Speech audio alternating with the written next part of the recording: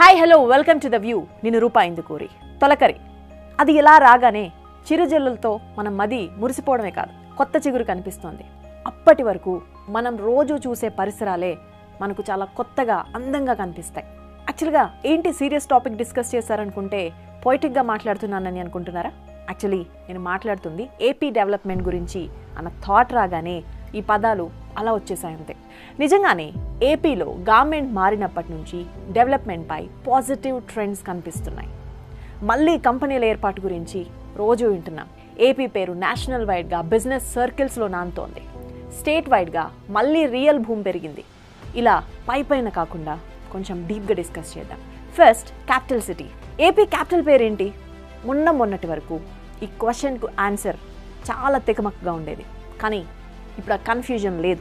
అమరావతి అని ఎలాంటి డౌట్స్ లేకుండా చెప్పొచ్చు. 2019లో ఎక్కడైతే అమరావతి నిర్మాణం ఆగిందో ఇప్పుడు కూడా అక్కడే ఉంది. లైక్ ఎక్కడ వేసిన గొంగళి అక్కడే అన్నట్టు. ఇప్పుడు ఆ గొంగల్ని తీసి మళ్ళీ దులిపే పనిలో పడ్డారు చంద్రబాబు. సీఎంగా చంద్రబాబు ఛార్జ్ తీసుకోగానే అమరావతిపై ఫోకస్ పెట్టారు. శంకుస్థాపన చేసిన ప్రాంతంలో పర్యటించారు, నమస్కారం చేశారు, కొబ్బరికాయ కొట్టారు. నిజానికి ఇందులో డివోషనల్ అండ్ సెంటిమెంట్ యాంగిల్ ఎంత ఉందో బిజినెస్ యాంగిల్ కూడా అంతే ఉంది. రాష్ట్రంలోనే కాదు, నేషన్ వైడ్గా అందరి చూపు అమరావతిపై పడేలా చేసే ప్రోగ్రామ్ ఇది. సో అమరావతి డెవలప్ అవ్వబోతోంది. త్వరగా మేల్కోండి అంటూ అటు ఇన్వెస్టర్స్కు ఇటు రియల్ ఎస్టేట్ వారికి సైలెంట్గా సిగ్నల్ ఇచ్చారు చంద్రబాబు. నాట్ ఓన్లీ దాట్, అమరావతిలో ఆగిపోయిన ప్రాజెక్ట్ ఫైల్స్ దుమ్ము దులుపుతున్నారు. ఆల్మోస్ట్ కంప్లీట్ అవ్వడానికి వచ్చి అశ్రద్ధకు గురైన బిల్డింగ్స్ పూర్తి చేయాలని అప్పుడే ఆదేశాలు ఇచ్చారు. టోటల్గా అమరావతి నిర్మాణం అనేది మళ్ళీ పట్టాలెక్కింది. అందుకే అక్కడ భూముల ధరలు కూడా కొండెక్కుతున్నాయి. మీకు తెలిసిన వారు ఎవరైనా ఉంటే ఒక్కసారి అక్కడ భూముల ధరలను అడిగి తెలుసుకోండి. మీ తల గిర్రున తిరగకుండా ఉండదు. చంద్రబాబు ప్రమాణ స్వీకారం చేసిన జస్ట్ 3 డేస్లోనే అక్కడ భూముల ధరలు 50 నుంచి 100% పెరిగాయంటే నమ్ముతారా? బట్ నమ్మాలి, ఎందుకంటే నిజం కాబట్టి. 2019కు ముందు అంటే చంద్రబాబు సీఎంగా ఉన్నప్పుడు అక్కడ స్క్వేర్ యార్డ్కు 25,000 నుంచి 60,000 వరకు పలికింది.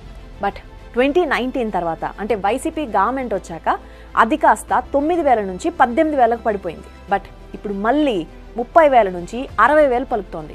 గవర్నమెంట్ ఇన్స్టిట్యూషన్స్, ఆఫీసెస్ పరిసరాల్లో అయితే భూకైలా సినిమాల్లో రేట్లాగే కనిపిస్తున్నాయి. రాయపూడి, ఆయనవోలు, నేలపాడు, వెలగపూడి, కృష్ణాయపాలెం, వెంకటాయపాలెం, లింక్ రోడ్ పరిసరాల్లో అయితే డిమాండ్ మామూలుగా లేదు. మామూలుగానే మన తెలుగు వాళ్ళు అందున ఏపీ వారికి భూములు కొనడం, అమ్మడం అనేది ఒక అలవాటు. కానీ ఏపీలో గత కొన్నేళ్లుగా ఆ భూమి లేదు. కానీ మళ్ళీ తిరిగి వచ్చింది.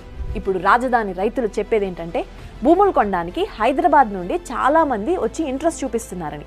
Not only Hyderabad, US, UK, ఆస్ట్రేలియాలో సెటిల్ అయిన మన తెలుగు తేజాలు కూడా చాలా ఇంట్రెస్ట్ చూపిస్తున్నారు. ఇదంతా చంద్రబాబు కొట్టిన ఓ టెంకాయ పుణ్యమండంలో ఎలాంటి డౌట్ లేదు. This is about capital region. ఇప్పుడు మిగతా సెక్టార్స్కి వద్దాం. చంద్రబాబు అంటేనే డెవలప్మెంట్. తన అధికారంలో ఉన్న రాష్ట్రానికి ప్రాజెక్టులు తీసుకురావడంపై ఆయన కాస్త ఎక్కువ ఫోకస్ పెడతారు. ఓ ప్రాజెక్ట్ ఫలానా స్టేట్లో ఎస్టాబ్లిష్ అవుతోంది అన్న ఇన్ఫర్మేషన్ వస్తే చాలు ఆయన అలర్ట్ అయిపోతారు. దీనికి బెస్ట్ ఎగ్జాంపుల్ హైదరాబాద్లో ఆయన హయాంలో ఏర్పాటు చేసిన అనేక కంపెనీలు. ఆ టైంలో చాలా కంపెనీలు హైదరాబాద్ను కాదని బెంగళూరు లాంటి సిటీస్ను చూస్ చేసుకోవాలనుకున్నాయి. కానీ ఇంటర్నల్ ఇన్ఫర్మేషన్ రావడమే ఆలస్యం. వారితో చర్చలు జరపడం, రాయితీలు ఇవ్వడం, కంపెనీ ఓపెన్ అయ్యేలా చేయడం, ఇదే సీన్ను ఇప్పుడు కూడా రిపీట్ చేశారు. దీనికి best example Bharat petroleum corporation limited refinery. రీసెంట్గా చంద్రబాబు ఢిల్లీ వెళ్లి ప్రధాని మోదీ, కేంద్ర మంత్రులను కలవడం జస్ట్ రొటీన్ అనుకున్నామంతా. బట్ ఒకేసారి ఫ్లాష్ న్యూస్ వచ్చింది. ఏపీలో బీపీసీఎల్ రిఫైనరీ ఎస్టాబ్లిష్ చేయబోతున్నారని. ఆ కంపెనీ సీఎండీతో సహా అనేక మంది అధికారులు రావడం, చంద్రబాబును కలవడం, ఫైనల్ రిపోర్ట్ రెడీ చేస్తున్నామని చెప్పడం చకచకా జరిగిపోయాయి. అయితే 3 లొకేషన్స్ను దీనికోసం చూస్ చేసుకున్నారు. ఎగ్జాక్ట్గా ఎక్కడా అని తెలియదు, కానీ ఇది మాత్రం 60,000 నుంచి 70,000 కోట్ల ఇన్వెస్ట్మెంట్తో ఏర్పాటు చేసే రిఫైనరీ. ఇది ఏర్పాటైతే లోకల్గా 25,000 ఉద్యోగాలు గ్యారంటీ అని తెలుస్తోంది. ప్రధాని మోదీ గుజరాత్కు చెందినవారు. అనేక మంది కేంద్ర మంత్రులు సొంత రాష్ట్రాలున్నాయి. బట్ వీటన్నింటినీ దాటుకుని ప్రాజెక్ట్ ఏపీకి రావడం అనేది మామూలు విషయం కాదు. ఎందుకంటే సెంట్రల్లో లాబియింగ్ ఎలా ఉంటుందో పాలిటిక్స్ కాస్త తెలిసిన వారి ఎవరికైనా అర్థమయ్యే విషయం. అలా ఆలోచించే వారికి క్లియర్గా తెలుస్తుంది ఈ రిఫైనరీ ఎస్టాబ్లిష్మెంట్ వెనుకున్న కష్టం ఏంటనేది.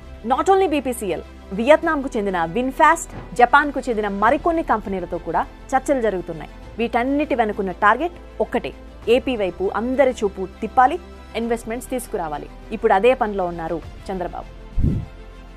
ఫైనలీ చంద్రబాబు మాటలో చెప్పాలంటే లాస్ట్ 5 yearsలో రాష్ట్రం గాఢాంధకారంలో చిక్కుకుపోయింది. అలాంటి రాష్ట్రానికి నేను వెలుగు రేఖనవుతానంటున్నారు. ఒడిదుడుకులుంటాయి, బట్ వాటిని ఛేదిస్తానంటున్నారు. దీన్నో కథన రంగంగా భావించి దానిని గెలిచేందుకు వ్యూహాలు రచిస్తానంటున్నారు. మనం ఈ విషయాన్ని డిస్కస్ చేస్తున్న సమయానికి కూడా చంద్రబాబు ఢిల్లీలోనే ఉన్నారు. కేంద్ర పెద్దలతో మంతనాలు జరుపుతున్నారు. సో ఈ కథలన్నీ వింటే మీకేమనిపిస్తోంది? నిజానికి చంద్రబాబు ఈ స్టేట్కు ఏదైనా చేసి తన పేరు చరిత్రలో నిలిచిపోవాలని చూస్తున్నారు. ఆయనది స్వార్థమేనా? అవ్వచ్చు, బట్ ఆ స్వార్థం రాష్ట్రాన్ని ముందుకు నడిపిస్తోంది, డెవలప్ చేస్తోంది. ఇది ప్రజలకు మంచి చేసేదే కాబట్టి ఆయన సెల్ఫిష్నెస్ మరింత పెరగాలని ఆశిద్దాం. That's all for now.